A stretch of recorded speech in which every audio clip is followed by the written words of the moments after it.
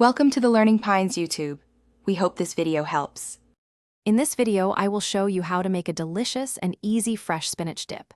This simple method ensures a creamy, flavorful result every time, perfect for any gathering. We'll cover everything from preparing your fresh spinach to mixing all the ingredients, and finally, chilling it to perfection.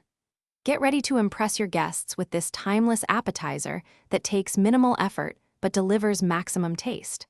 Let's get started on this fantastic recipe. Proper spinach preparation is key to a great dip.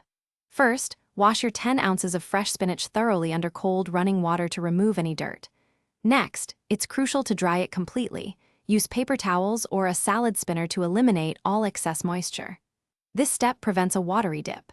Finally, roughly chop the dried spinach into small, consistent pieces, making it easier to incorporate and enjoy in every bite. This ensures a perfect texture. Now for the fun part, combining all those delicious ingredients. In a large mixing bowl, start with 8 ounces of softened cream cheese and 1 cup of rich sour cream. Then, add 1/2 cup of creamy mayonnaise and 1 packet of dry vegetable soup mix for that classic flavor. Gently fold in your prepared fresh spinach and 1/4 cup of finely chopped water chestnuts for a delightful crunch.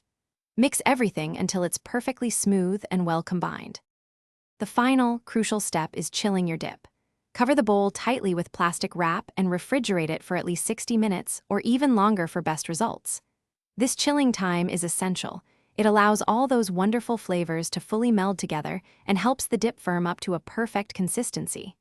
Once chilled, serve your homemade fresh spinach dip with an assortment of crackers, crusty bread, or fresh vegetable sticks. Enjoy your delicious creation. Thanks for watching. Consider subscribing if we helped you.